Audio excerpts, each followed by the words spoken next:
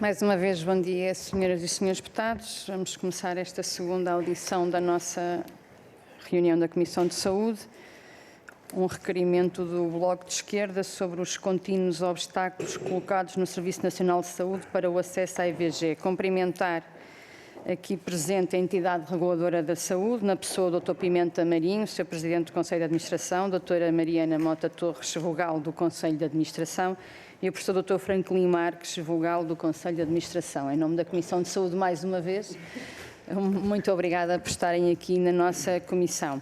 Nós temos uma grelha de tempos de 4 minutos para o grupo parlamentar requerente, neste caso foi o Bloco de Esquerda, e depois 4 minutos de resposta à entidade reguladora da saúde. Depois 4 minutos a cada grupo parlamentar presente, uma resposta em bloco da entidade reguladora. Depois temos uma segunda ronda de 1 minuto a cada grupo parlamentar e novamente a resposta em bloco. E sem mais demoras eu passava a palavra ao grupo parlamentar do Bloco de Esquerda para apresentar este requerimento sobre os contínuos obstáculos colocados no Serviço Nacional de Saúde para o acesso à IVG, e dou a palavra à Sra. Deputada Isabel Pires. Faz favor. Obrigada, Sra. Presidente. Queria cumprimentar o Sr. Presidente do Conselho de Administração da entidade reguladora e a equipa que está aqui com ele hoje presente.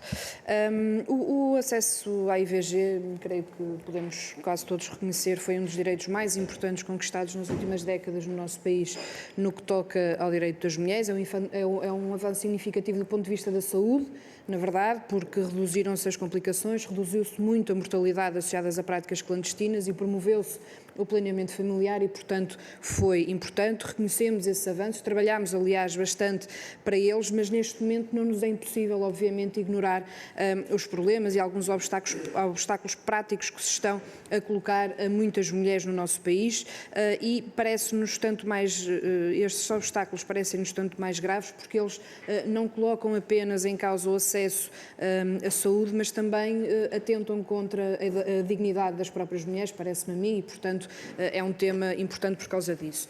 Já em 2018, o Grupo Parlamentar do Bloco de Esquerda tinha questionado todos os ACES e centros hospitalares sobre esta matéria e já na altura conseguimos identificar pelo menos 3 lacunas que estavam a ser identificadas. Em primeiro lugar, que grande parte dos ACES diziam não disponibilizar a consulta prévia, que havia situações de referenciações que obrigavam a várias deslocações por parte das mulheres, o que obviamente é um desincentivo, e a inexistência de respostas em vários hospitais públicos. Passou-se algum tempo, entrou a pandemia, em 2022 existiram várias notícias que davam nota de situações que estavam a constituir na prática uma violência institucional contra mulheres que procuravam uma resposta que está prevista na lei. Creio que o caso do Hospital da Guarda, que se diz um hospital amigo dos bebés para afastar de alguma forma as mulheres que vão à procura de um direito que é seu e de um tratamento que é importante.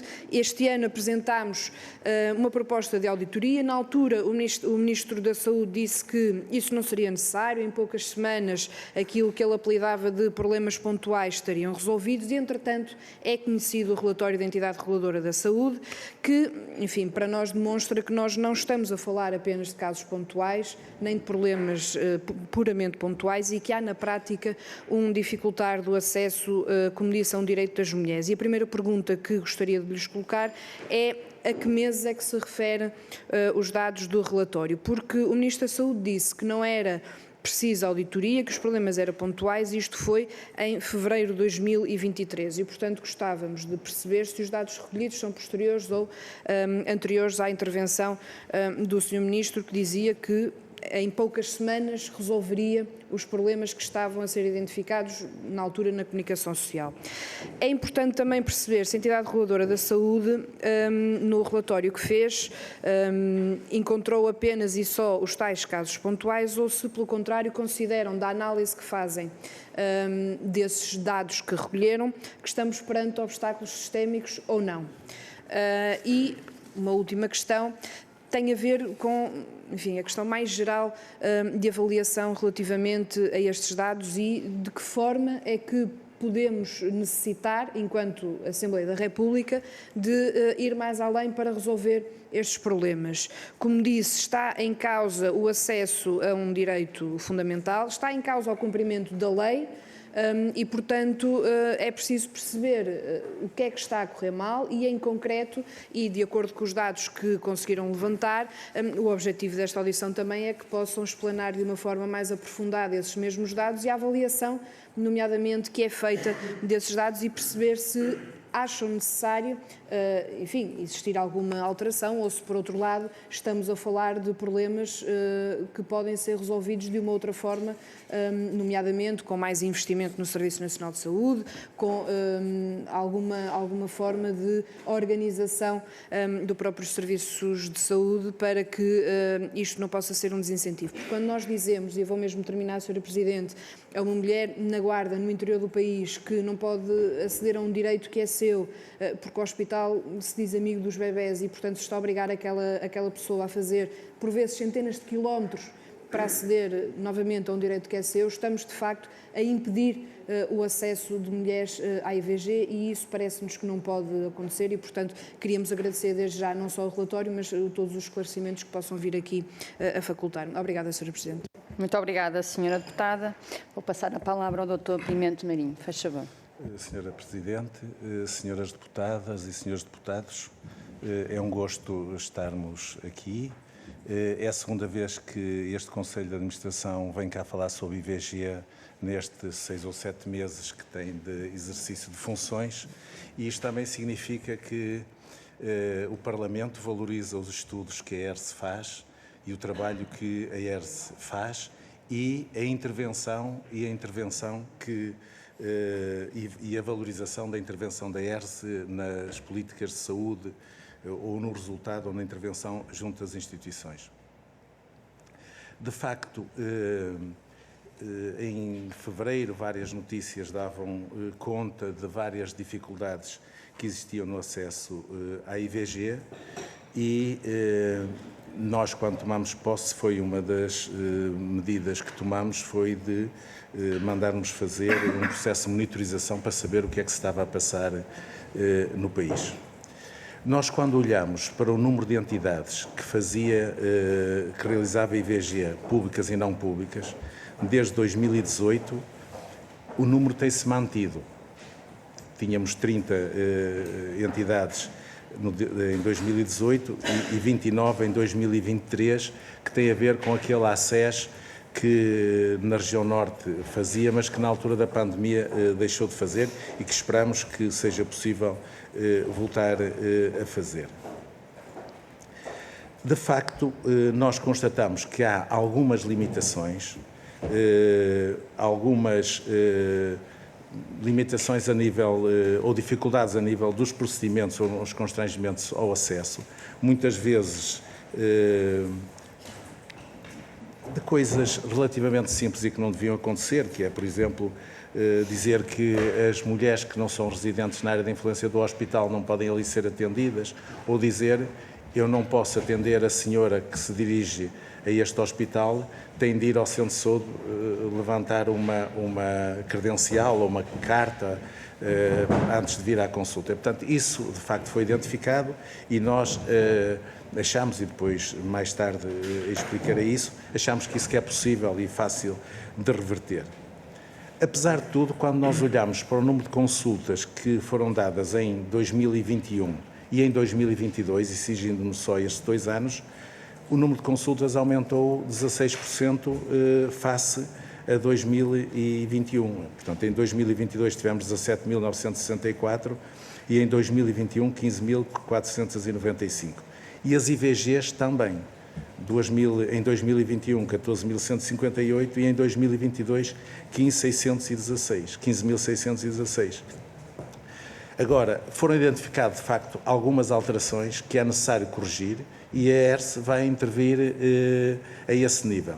A questão da consulta prévia, como sabem, eu sou médico de família e, portanto, também já tive situações dessas. Muitas vezes a mulher, quando vem à consulta, nós fazemos um aconselhamento, conversamos com a mulher e até a encaminhamos para o local devido, mas às vezes não é registado no procedimento tal e qual está na legislação sobre isso. Agora, só há 5 centros de saúde que assumem, 5 ACES que assumem que têm consulta prévia instituída tal e qual está na legislação, mas eu, da prática e daquilo que eu conheço, não há nenhum médico de família ou nenhum enfermeiro de família, porque muitas vezes também estas mulheres até contactam, primeiro vão ter com a enfermeira da equipa da USF e depois a enfermeira também conjuntamente com o médico que aborda essa situação. Portanto, há algumas alterações aos procedimentos que é necessário fazer, há alguns constrangimentos que é necessário ultrapassar, mas, no geral, o número de instituições que funciona hoje é idêntico ao que funciona nos anos anteriores e que haverá condições para manter um nível de acessibilidade à IVG dentro daquilo que é esperado e daquilo que está legislado, daquilo que é um direito da mulher. Muito obrigada, Dr. Pimenta Marinho. Vou passar a palavra ao Grupo Parlamentar do Partido Socialista, Sra. Deputada Maria Antónia Almeida Santos. Por favor. Muito obrigada, Sra. Presidente. Eu começo por cumprimentar o Dr. Pimenta Marinho e em si todos os elementos que o acompanham, com o máximo respeito por todos e por cada um, principalmente pelo trabalho que em pouco tempo já desenvolveram e que é, de facto, essencial para o nosso trabalho e para conhecermos a realidade do nosso país. Isto foi uma matéria que suscitou grande preocupação. Como é evidente, fomos alarmados por notícias que, de facto, violavam o direito, e um direito que foi ganho com muito suor e lágrimas de muitas mulheres e muitos casais durante anos e anos e anos, com consequências muito dramáticas para muitas famílias e, portanto, foi com grande preocupação que nós tivemos que perceber quais eram os constrangimentos que existiam e, de facto, o que é que se poderia fazer. E, portanto, é com grande agrado que percebemos que no vosso estudo, e que desde já agradecemos, foram identificados constrangimentos, mas que o Sr. Doutor ainda agora disse que são constrangimentos que o Sr. Doutor acha que são possíveis de reverter. E isso é que eu penso que nos traz alguma satisfação.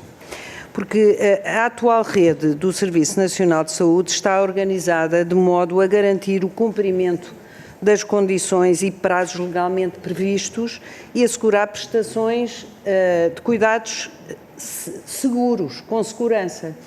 E o que nós soubemos na altura é que não só que esse acesso poderia estar a ser vedado, e em alguns casos estava, e que isso poderia levar a situações de falta de segurança. E esse é que era o grande problema. Portanto, o estudo que a entidade reguladora da saúde prontamente fez, e mais uma vez cumprimento por isso, traz-nos alguma tranquilidade e alguma esperança que os constrangimentos identificados possam ser revertidos. Dos números que eu pude, numa leitura rápida, perceber, eu penso que também seria bom nós valorizarmos, de certa forma, que, apesar de tudo, que as restrições no acesso, e que existiram, não foram de modo pelo menos pelos números, não foram de modo a evitar que as mulheres não exercessem o seu direito de interromper voluntariamente uma gravidez não desejada. E, portanto, eu repito aqui uns números. Em 2021 foram feitas 14.158 IVGs, em 2022 15.616. Isto quer dizer que houve um aumento de 15%. E o que eu gostaria de saber é que se neste aumento, de facto, que se podemos depreender que, apesar de tudo, não houve uma restrição como se estava à espera quando iniciaram o estudo. Portanto, qual a opinião nos motivos que foram invocados para as restrições que ainda existiram e os constrangimentos que existiram. Em vossa opinião, quais foram então os motivos que se prenderam para as restrições que foram assinaladas? E para já é só. Muito obrigada. Muito obrigada, Sra. Deputada. Passar a palavra ao Grupo Parlamentar do PST, Sra. Deputada Inês Barroso. Muito obrigada, Sra. Presidente. Muito bom dia. Cumprimento a entidade reguladora da saúde, Dr. Pimenta Marinho, Dra. Mariana Mota Torres, Dr. Franklin Marques, em nome do Grupo Parlamentar do PSD. Muito obrigada por virem novamente a esta casa para nos esclarecerem sobre as dúvidas que nos vão surgindo e para também partilharem connosco novas informações. Muito obrigada. Excelentíssimos senhores, em fevereiro último, e já falámos aqui sobre isso, surgiram notícias sobre os constrangimentos no acesso à interrupção da gravidez em hospitais do SNS.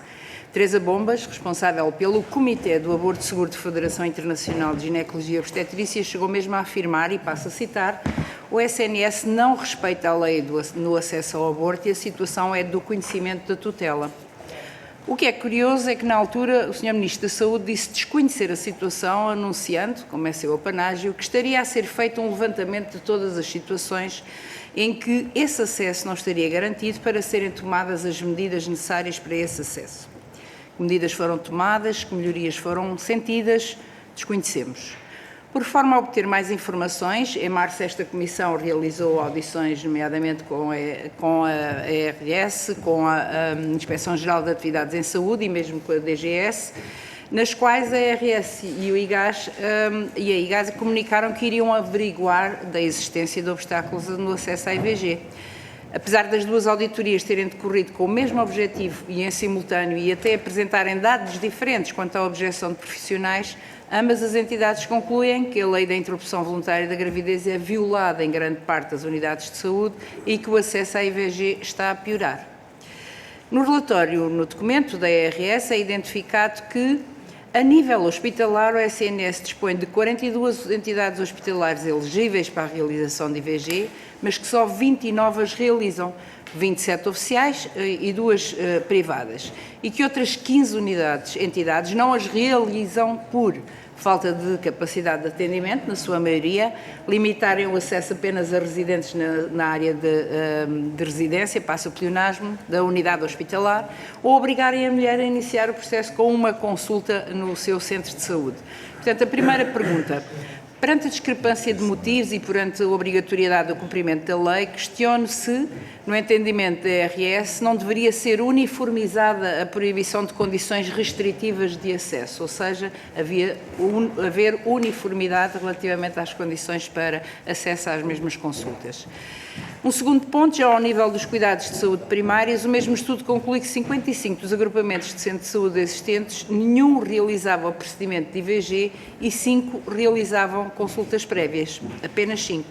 No entanto, estes números são questionados por Nuno Jacinto, Presidente da Associação Portuguesa de Medicina Geral e Familiar, que os considera impossíveis e que sustenta com o facto de muitas vezes existirem consultas preliminares e que assim uma mulher manifesta a intenção de fazer IVG e que as mesmas mulheres são encaminhadas para o hospital não sendo efetuado registro destas consultas. Portanto, segunda pergunta, no estudo efetuado este fator foi analisado ou no vosso entender devia passar a haver obrigatoriamente o registro das mesmas consultas?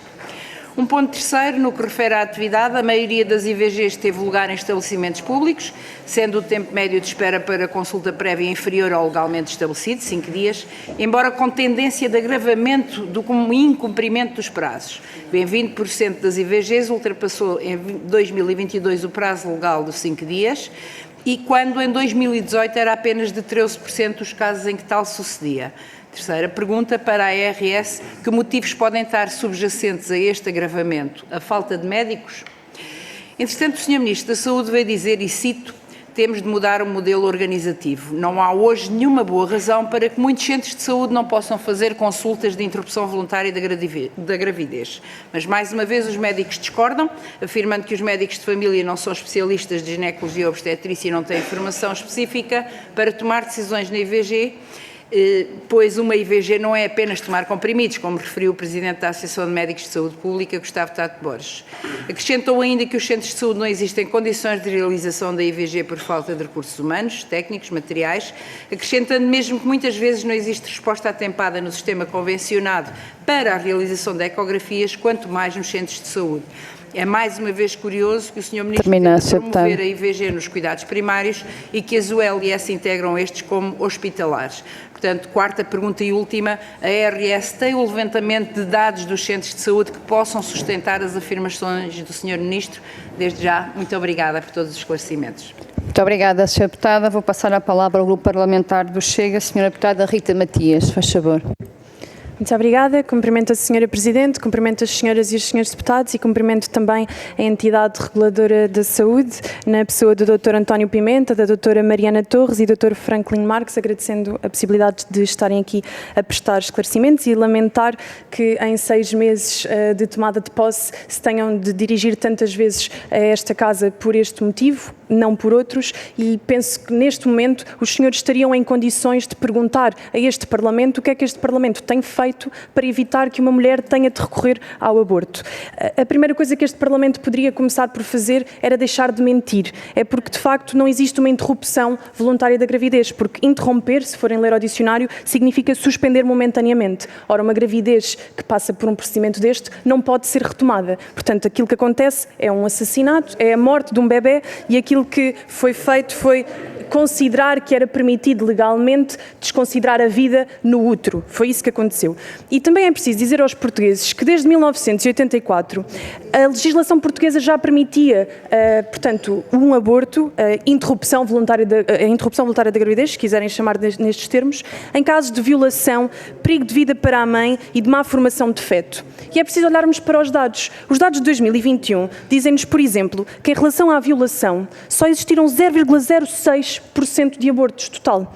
Em relação ao perigo de vida para a mãe, tudo somado é 0,48%. Portanto, mais de 95% dos abortos que acontecem em Portugal não acontecem por nenhuma das condições que foram utilizadas como chavão para os referendos de 2007 e para os referendos de 1998. Os portugueses precisam de perceber lá em casa que quando se discute o aborto em Portugal, não se está a falar dos casos extremos, não se está a falar dos casos mais dramáticos, se está-se a falar de quando é opção das mulheres. E eu lamento imenso que digam com tantos pulmões que é direito das mulheres, porque também há mulheres na barriga das mães que veem o seu direito à vida violado. Mas eu quero me centrar nos dados e quero dizer que cientificamente isto é um bebê de 10 semanas, como pode ver, já tem rosto, já tem olhos, já tem mãos, já tem pernas, portanto, lamento imenso que olhe para isto e diga que não é vida, mas que, por exemplo, para olhar para células em Marte já possa considerar vida. Lamento imenso, mas isso diz mais de si do que de mim. Continuando e centrando-me nos dados, gostava de vos dizer que 194,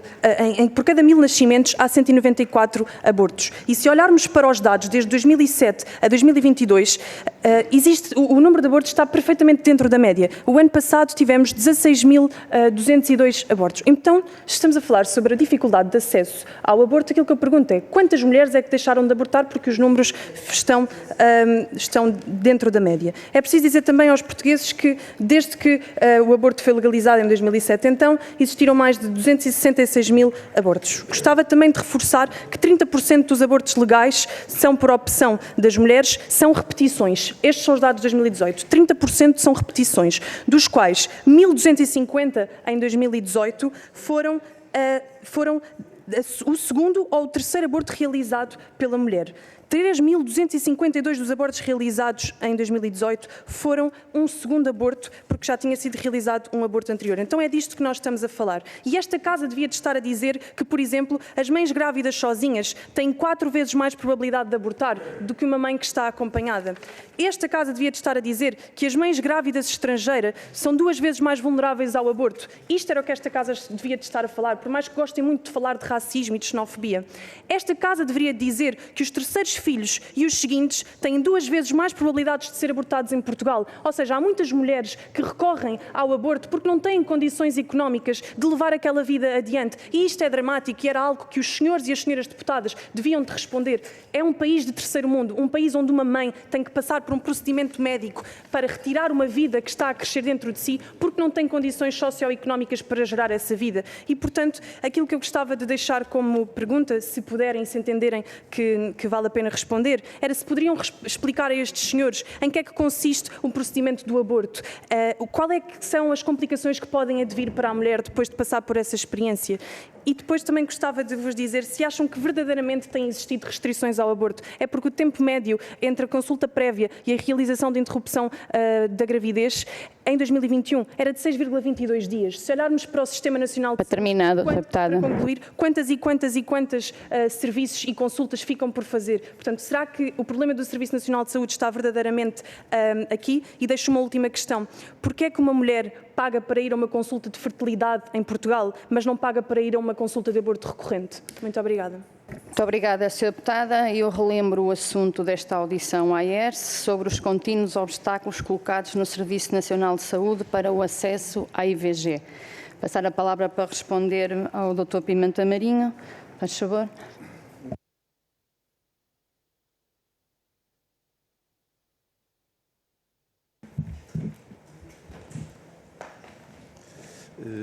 A senhora deputada Maria Antónia Almeida Santos coloca aqui as questões, algumas questões e uma que se relaciona com os procedimentos se são passíveis de reverter. Nós entendemos que sim, nem tampouco são coisas complicadas, muitas vezes são protocolos de articulação que ou não existem ou não estão atualizados e portanto, necessitarão de ser efetivados. Isso também fomentará a discussão entre os cuidados de saúde primários e os cuidados hospitalares. Em alguns casos também a elaboração de procedimentos internos que alguns hospitais não têm e, portanto, nós daremos instruções à entrada às instituições hospitalares e aos ACES. Aliás, já estão a sair essas orientações, já foi enviado a uma grande parte de hospitais e de agrupamentos de centros de saúde para corrigirem isso e estamos certos, porque estamos habituados a isso, que as instituições cumprem as instruções e as orientações da entidade reguladora da saúde. E, portanto, daqui por algum tempo nós podemos dizer que todos terão isso efetivado e isso dará mais segurança às mulheres, mais clarificação também do papel de cada uma das instituições e, portanto, tirar-nos-á muitas destas dúvidas. Aliás, há uma série de hospitais onde não é feita nenhuma intervenção adicional, pelo menos 7, que resulta de intervenções que já foram feitas pela IERS, fruto de processos de identificação de limitações, etc. Foram dadas essas orientações, estão a cumprir e não precisam de mais nenhuma intervenção adicional. Relativamente, de facto, nós, quando olhamos para estes números, não nos parece que haja, ou não podemos tirar a conclusão que haja, efetivamente, uma restrição de acesso, tendo em conta que aumentou. Se diminuísse, nós ficaríamos muito mais preocupados. É evidente que também temos de perceber que às vezes pode, mesmo aumentando, e haver restrições de acesso, mas, apesar de tudo, essa situação ajuda a perceber que o sistema tem respondido a essas situações. Relativamente agora, passando ao PC, doutora Inês Barroso, a questão da objeção dos profissionais, eu queria dizer que não há nenhuma discrepância entre os relatórios da IGAS e os relatórios da IERS ou o estudo da IERS. O problema, a questão como é abordada, nós não pretendemos ter, nem podemos ter, nem devemos ter, nem nos parece que faça sentido, termos qualquer lista de objetores de consciência.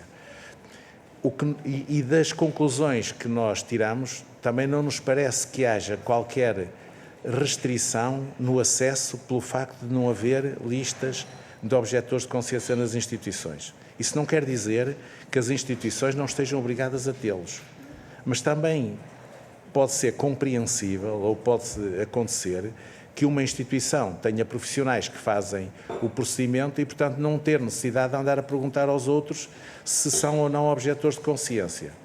A lei está dessa forma, nós daremos instruções nesse sentido, mas quando analisamos os números não nos parece haver uma relação direta quanto a isso.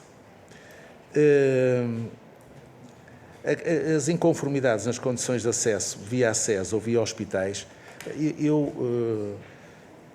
é evidente que nos locais onde há falta de médicos de família, se calhar há mais dificuldade nesse acesso ou nessa referenciação. Agora, nos locais onde há médicos de família, onde há equipas de saúde, nas unidades de saúde familiares, equipas de saúde familiar, portanto é mais fácil esse acompanhamento e essa referência. A questão de nos ACER ser ou não possível a IVG, é possível a IVG. Nós tivemos vários anos no Norte onde tivemos um ACES que fazia IVG médica. Não é propriamente dizer agora vão montar uma consulta de IVG, não, é preciso formação, é preciso protocolos, é preciso articulação com quem faz as ecografias, é preciso garantir os timings, é preciso garantir salas e pessoal. E isso foi possível. E só na altura da pandemia é que isso não aconteceu. E até era possível num local onde no hospital que se articulava diretamente com a SACES não era feita a IVG, que era no Tâmega e Sousa. E, portanto, a informação que temos deste estudo que fizemos à partida, o Centro Hospitalar de Tâmega e Sousa está a trabalhar para voltar, para passar a ter, e o ACES também passar a ter IVG. Portanto, isso é possível e não é à custa de diminuir o trabalho noutras áreas. Continuará a ser feito, mas isso foi possível e temos um exemplo, e eu próprio até já falei com o Sr. Presidente da Associação dos Médicos de Família sobre isso e, portanto, e eu também sou médico de família e conheço bem esse problema. Relativamente, outra questão era o tempo médio entre pedido de marcação e a consulta prévia. Nós, quando olhamos para os números, desde 2018, de facto ele tem vindo a aumentar e temos que estar atentos a isso. Em todos ele é cumprido. Na região centro, em 2022, tivemos 5,28 dias e no Algarve 4,96, aproximando-se dos 5 dias. E, portanto, temos que continuar a monitorizar isso e a chamar a atenção para esse cumprimento dos prazos, que também fará parte ou faz parte da instrução da IERS para esse cumprimento, que é uma obrigação legal.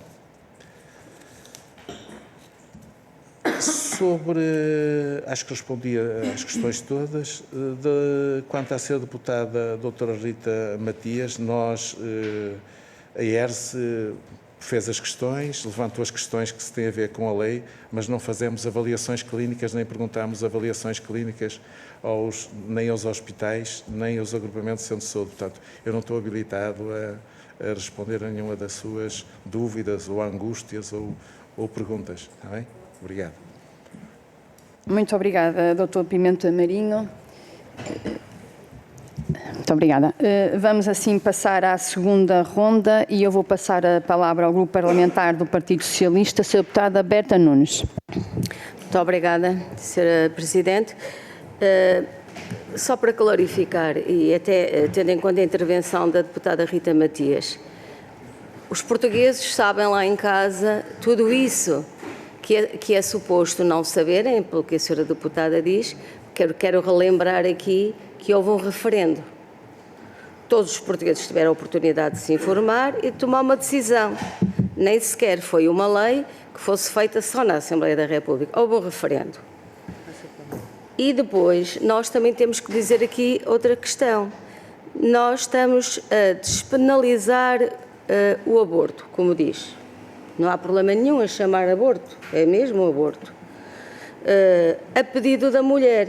E quando nós estamos a despenalizar, o que nós estamos a fazer é evitar que muitas mulheres que eram presas, que eram condenadas por fazer interrupção de gravidez ou por fazerem o aborto sem condições nenhumas, mulheres que morriam por fazerem abortos sem condições nenhumas, estamos a evitar que isso aconteça e temos outro objetivo, que aqui aparentemente não está a acontecer e que eu queria também questionar aqui a entidade reguladora no sentido de se poderá eventualmente verificar também este aspecto. O objetivo era despenalizar e encaminhar essas mulheres para o planeamento familiar, porque é evidente que nós todos... Terminar, Sra. Deputada. Sim, e essa é a questão que eu quero colocar. Nós todos estamos de acordo que é melhor fazer planeamento familiar do que depois se ver confrontada com uma situação de ter que fazer o aborto. Então, o que eu pergunto é, havia uma tendência decrescente do número de interrupções voluntárias de gravidez. Aparentemente, essa tendência está a inverter. Não seria importante analisar porquê e tomar medidas para continuarmos essa tendência decrescente, que no fundo significaria que a consulta de planeamento familiar estava a funcionar e que Obrigada, os médicos de família estavam a fazer o seu trabalho? Só uma outra questão ainda. Tem mesmo terminar, Sra. Deputada. Sim, só um momento. Eu também sou médica de família e considero que a mulher deve ter a possibilidade de escolher se quer dirigir ao seu médico de família e fazer, caso seja necessário, fazer uma interrupção voluntária de gravidez medicamentosa e se quer que isso seja feita pelo seu médico de família sem ter que ir a outro médico. Isso é uma opção que a mulher deveria ter e por isso eu também compreendo que a mulher pode ter a opção de não querer fazer no centro de saúde, por várias razões, mas também era importante, provavelmente, e essa é outra questão que eu quero aqui colocar, só para terminar, Sra. Presidente, é se acha que é preciso rever o procedimento da Direção-Geral de Saúde e clarificar também neste sentido. Obrigada, Sra. Deputada. Vou passar a palavra ao Grupo Parlamentar do PST, Sra. Deputada Inês Barroso. Muito obrigada, Sra. Presidente. Sr. Quero, em primeiro lugar, agradecer todos os esclarecimentos que nos facultou. Foram, efetivamente, informação preciosa para as dúvidas que o Grupo Parlamentar tinha. Queria só colocar uma última questão, apenas para que possamos arrumar, entre aspas, o assunto, porque, por exemplo, no Diário de Notícias de 14 de setembro foi divulgado que a IGAS apresentou no seu relatório uma percentagem de obstetras e ginecologistas do SNS objetores à IVG por vontade da mulher, que ultrapassa os 80%, e que também era referido nessa notícia que a Inspeção-Geral tinha trabalhado com a informação que a ARS dizia que os serviços de saúde não teriam. Portanto, não teriam, ou a ARS, como disse o doutor há pouco, diz que não tem que aceder às listagens dos obstetras, dos profissionais, que sejam objetores. Preferiu a ARS não analisar estes números ou nós não estamos a conseguir interpretar o que a notícia nos vem dizer relativamente ao acesso aos dados que foram disponibilizados às duas entidades. Mais uma vez, muito obrigada, um bom trabalho e continuação de trabalho pelo SNS e por todos nós. Muito obrigada. Muito obrigada, Sra. Deputada. Passo a palavra ao Grupo Parlamentar do Chega, Sra. Deputada Rita Matias.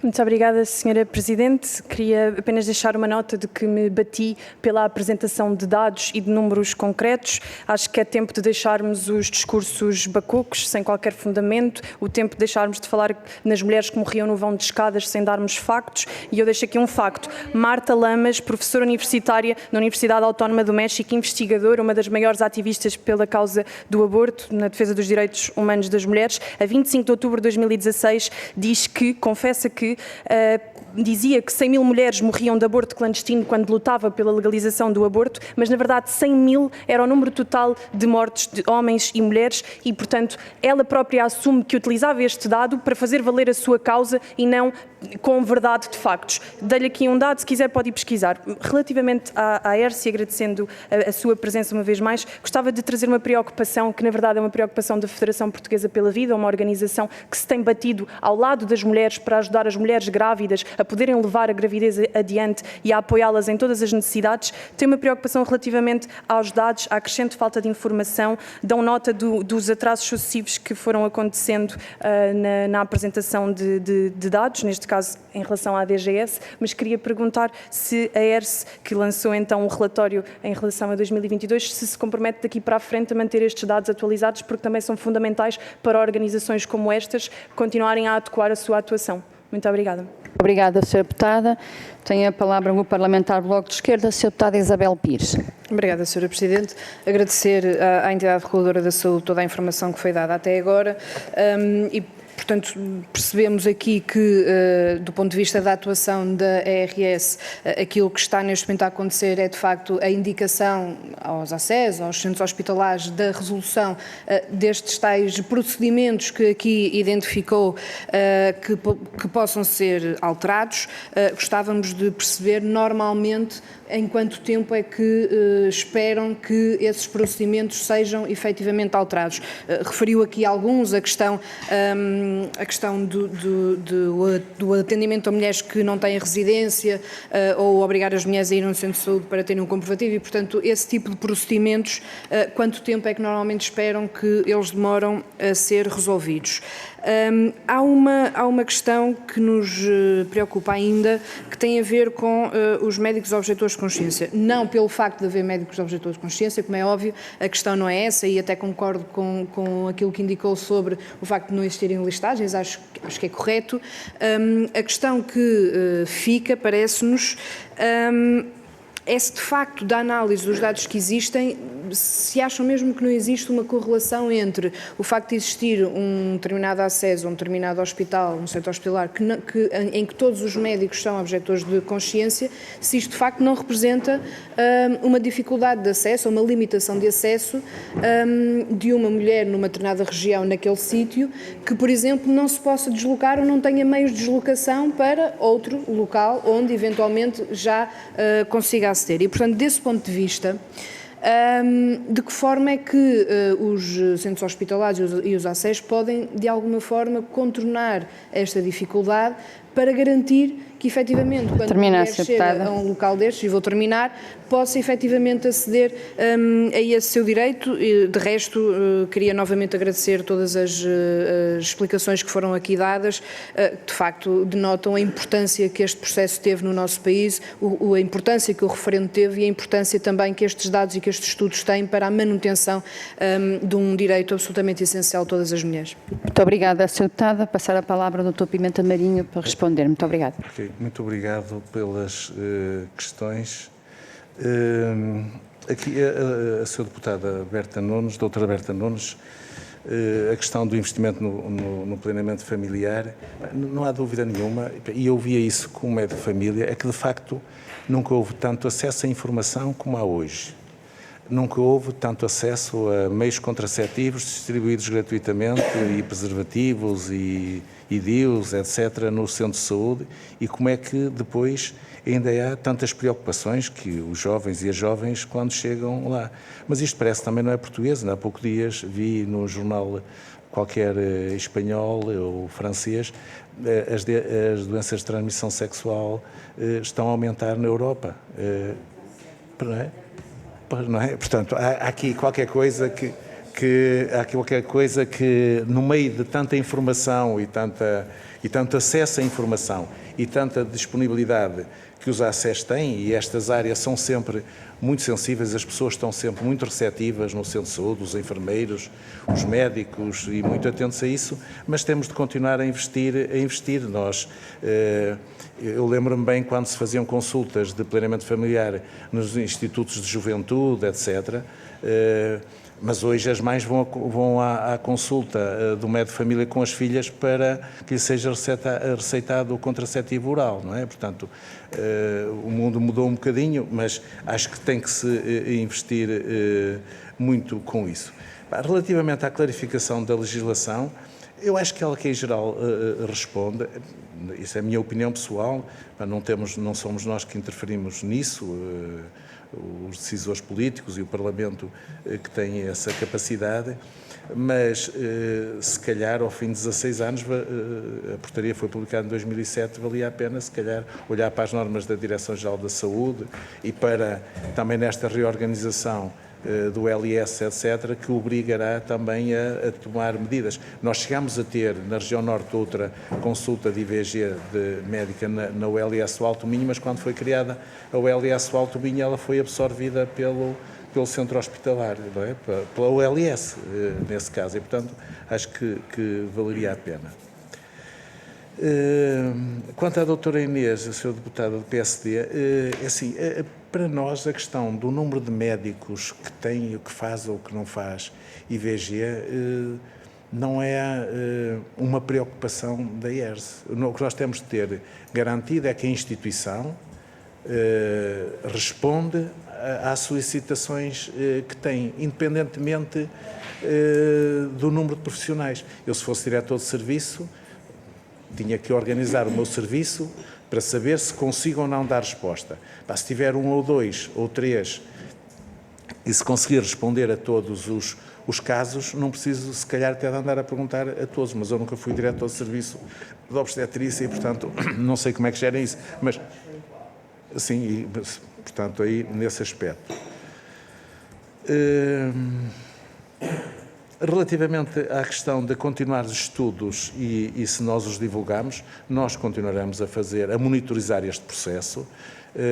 Nos ofícios que nós, as instruções que já colocamos aos ACES e aos hospitais, já dissemos que isso até é divulgação pública, portanto, sabem que estas orientações são publicadas periodicamente no nosso site e continuaremos a monitorizar esta área enquanto houver alguma desta, porque de facto há muitas opiniões sobre a questão dos períodos de reflexão, sobre as semanas de gravidez, sobre o acesso, mas, apesar de tudo, quando de facto nós vemos, e há bocado não só referi de forma geral, mas em nível de procedimentos, o que nós temos em geral é inexistência de procedimentos de realização definidos e implementados, ausência de protocolos de articulação com os cuidados de saúde primários e procedimentos desatualizados.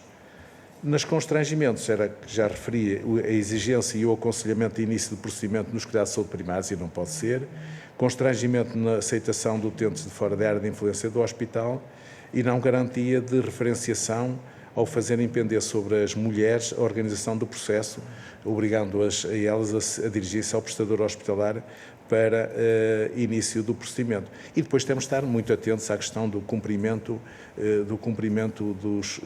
dos prazos para as consultas e para a IVG.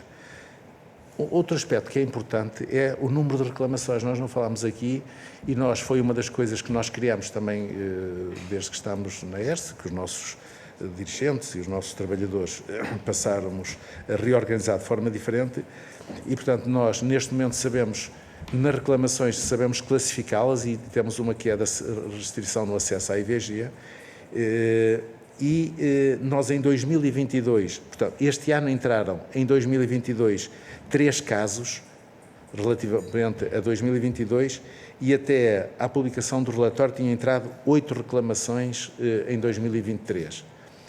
Depois disso entraram mais 6 para dar dados atualizados dia 9 de outubro. Portanto, também do ponto de vista das reclamações, não temos um grande número de reclamações, o que significa que nós bem sabemos que também que, em muitos casos, as mulheres não se querem expor e não fazem reclamações, mas há algumas que reclamam. E, portanto, se isso fosse um problema com muita mais acuidade, porque quando se reclama que não há o canal Panda, nós temos uma fortíssima... se houvesse uma restrição muito acentuada, nós teríamos com certeza essa reclamações. Ok, acho que respondi no essencial e obrigado. Muito obrigada, Dr. Pimenta Marinho, em nome da Comissão de Saúde, cumprimentar uma vez mais e agradecer a presença da entidade reguladora da saúde, Dr. Pimenta Marinho, Dra. Mariana Mota Torres, Professor Dr. Franklin Marques. Muito obrigada pela vossa presença uma vez mais, continuação de um bom trabalho e nós terminamos assim a nossa segunda audição e, entretanto, retomamos a segunda parte da reunião, Srs. Deputados. Okay.